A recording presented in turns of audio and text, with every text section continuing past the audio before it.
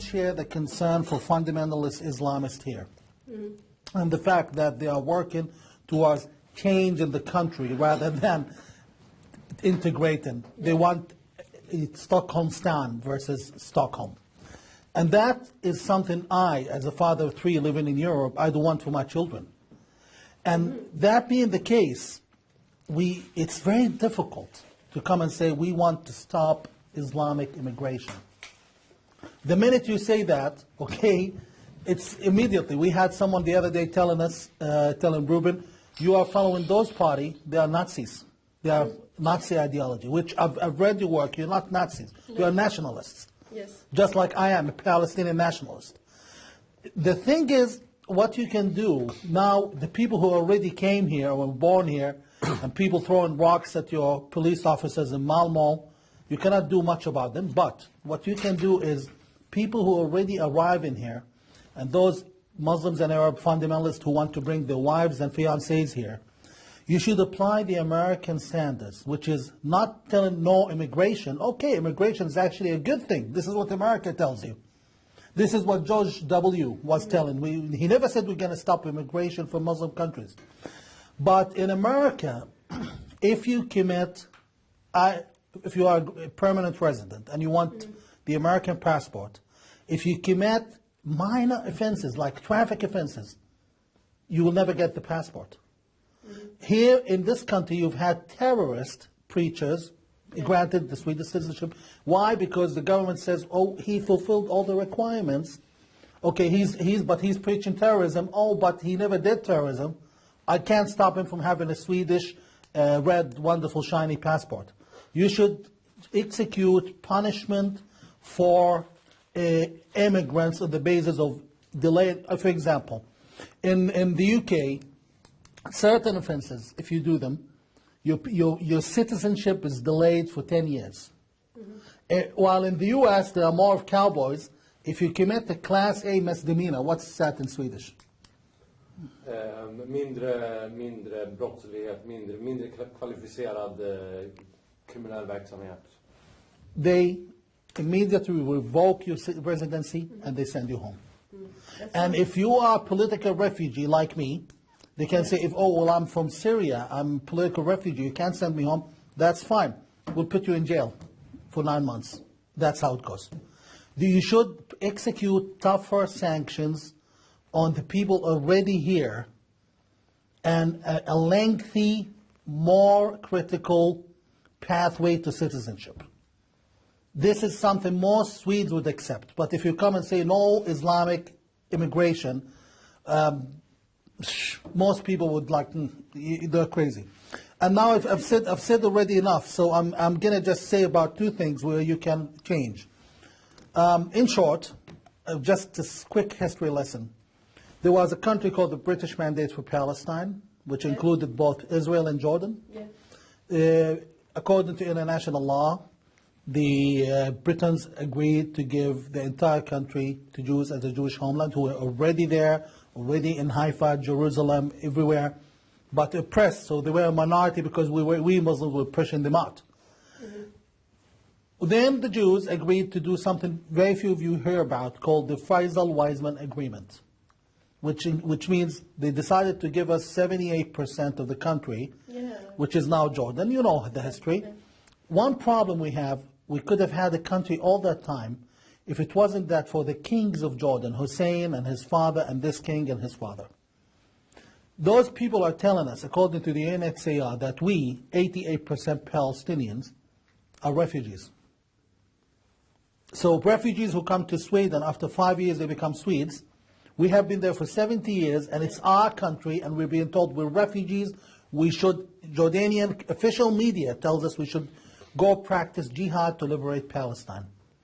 If the head of state in Jordan becomes a Palestinian, even if he was a bad Palestinian like Abu Mazen or Abbas, we will have for the first time a Palestinian state. Now, can we take this and send it to the Swedish Foreign Ministry? They will immediately think you're crazy.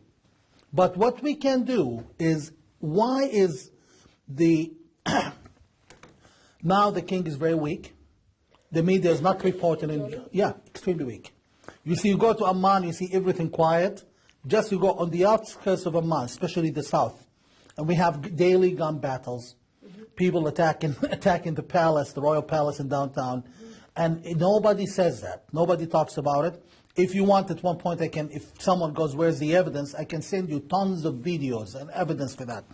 So the king is weak. The only reason he's still in power now, I'm being honest, I'm giving you an expert's opinion, is Israel is too reluctant to let him go. They're afraid. The U.S. doesn't help him anymore.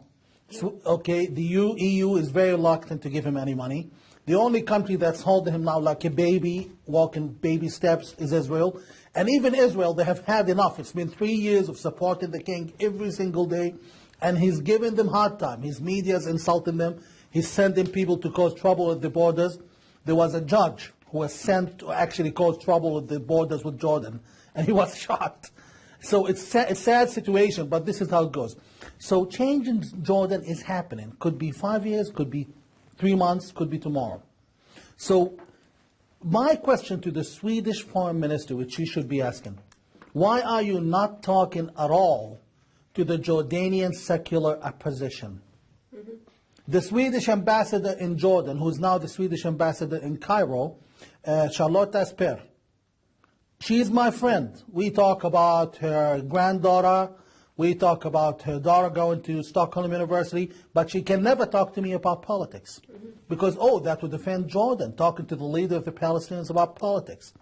So we would be seeking, actually, that the Swedes speak to us at one point. Just listen, give us a hearing, like you do. It doesn't mean you support me. They're not even listening. And so is everyone else in Europe. And so is everyone else in the United States. The only people who are nice enough to listen to us are the Israelis. Because they know the area. They know it's good to listen to everyone and make a decision. What's your opinion on this, that the Palestinian stays as refugees in Jordan? Do you think you should be a part of be members of the Jordanian country? Or what's your... We are Jordanian citizens. You are Jordanian citizens? All of us. But I think there are some Palestinians that are not. That's what I heard. 6.2 million Palestinians in Jordan who are Jordanian citizens. Yeah. And 350,000 who have not been given citizenship yet. Yeah. And they are in one refugee camp called Gaza refugee camp. Yeah. The rest are Jordanian citizens. Nonetheless, they're not allowed a driver's license. They're not allowed to work for the government.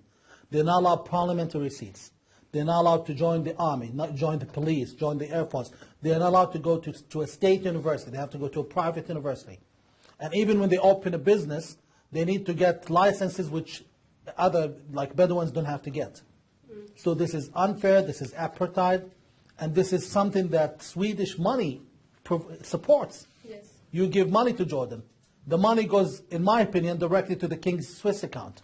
So you're wasting your money, and at least you have to ask. We're giving Jordan around $20 million a year. Where do they go? How do they serve the Palestinians by any chance? Or the minorities, or even the Christians, or anyone else? So there are questions to ask, but here's the only question. My point is, it's simple. I think whenever Israel does well, we do well. Whenever Israel does well, the West does well. Whether we hate Israel, love Israel, it's okay, but Israel has been, honestly, a pecan into what's happening. Israel will do well if Jordan becomes a Palestinian state. That's my opinion. At least if Israel becomes sovereign over all of its soil. Israel is stretching from the Mediterranean to the sea. Okay. This is the only way it's going to work. Now we have our experience with the so-called Palestinian Authority is horrifying. They are a waste of money. You should be asking your people, what are you doing with our money with the Palestinian Authority? Yes, we want to stop the support to the Palestinian Authority if they don't live up to our demands. We have a lot of bills on that. And why cannot this be associated with not demands, but just a questioning of the situation of the Palestinians in Jordan? Yes. All of your humane organizations in Sweden have ignored my request to look into the situation of the Palestinians in Jordan. Yes. We are living in apartheid. We wish we could live under Israel, at least for me. And many people are saying, at least those who hate Israel, and they are the majority, they say, at least in Israel it's better. The way Israel treats us is better than all Arab countries, and definitely better than Jordan. But Jordan is like unbelievable. The way the apartheid, the way you cannot even go, if you have a car accident, you cannot even go to a police station because you're afraid. You're Palestinian, they will torture you, they will ask for money, they will give you a hard time. Sorry. With that being the case, there should be some question in Jordan, and I think the Jordanian secular opposition, which is now the leading opposition, because the Muslim Brotherhood in Jordan, by the way, this is a surprise for you, Muslim Brotherhood in Jordan are cooperating with the king. He said, I disagree with the Muslim Brotherhood only at 10%. So they agree at 90%. And the Muslim Brotherhood said publicly on television, we will never allow the king of Jordan to fall. The king and the Muslim Brotherhood, they have been cooperating for a long time. And the Palestinians, yes, most of them hate Israel with a passion. But most of them are secular. Most of them, unlike their brothers and sisters in Judea and Samaria, or what you call the West Bank, the West Bankers, Palestinians in Israel are mostly Islamist. Palestinians in Jordan are mostly secular. You go to the beach, you see the girls in bikinis, you see the boys drinking at the end of the night. And yes, you see them on Friday praying, but it's all together, just pretty much like Turkey, if you've been to Turkey, more than anything. So, but I think there should be good questions about Jordan. If not good questions, at least your establishment should be fair enough to meet us, because what we learned from the Arab Spring, people who were in jail yesterday are becoming presidents in Arab countries today. Someone like me, a refugee, might be someone Sweden might have to sit and talk to in a few years. So that's something you should look at. And now, allow me just to add one last thing. The party's approach about Islam. We both agree that we don't want Islamization of this country or this continent, but I would be very concerned for your enthusiastic members of the party. I would be very concerned that they would make blank anti-Islamist statements. For example, Mr. Geert Wilder of Geert Wilder, yeah. Geert Wilder. Från Nederländerna. Okay, if you read his ideas abstract, he doesn't say anything I'm not saying. He says Jordan is Palestine. He said Europe should not be Islamified. But when you hear him on stage, when the way he talks and the way Islam is a retarded culture, blah, blah, blah, it doesn't work. I think the party should fortify itself with knowledge. Knowledge about Islam. Knowledge about Islam. This way you can be able to fight Islamization of Europe correctly. You can easily find a consultant. You can get one of your people to become an expert in the matter. But most of the things you see people fighting Islam with, people who are anti-Islamists, they go on television and they say, well, Islam, where you can marry a 9-year-old like Muhammad did. They go basically with the stories you find honestly on the internet, and most of them are not correct, and they forget the parts of the stories which are actually problematic. They forgot parts of the Quran which are actually could be alarming for people to hear, and they go over the list, itsy bitsy small strange thing which has no evidence. So I think the party with its mission, if you don't progress with knowledge on the matter, if you keep reading the books that come out like with people like Walid Shuabat, Ramzi Youssef, those people, okay, nice people, but they want the attention and the audience more than they want the accomplishment. So you will end up making a huge noise with very little outcome. I support your mission to save this continent where my children now live from the radical Islamists and from bad influence immigrants. Nonetheless, you have to do it correctly and wisely. Otherwise, you're going to just become a vocal phenomena, and that's it. So good luck to you, and I hope there would be someone inside the Swedish establishment who would give both of us, Israelis and Palestinians, a chance by treating both of us fairly. The demonization of Israel is something that's very dangerous for you and very dangerous for us. Who gives us jobs in the West Bank? Who gives us health care? Who treats our children for cancer even if we don't have money? Israel. Who, my friend called me, I have even the message, if anyone doesn't believe me, message over Skype. His wife is in Jordan, she has an eye infection that's gone inside the cornea. She needs $1,500 to be treated.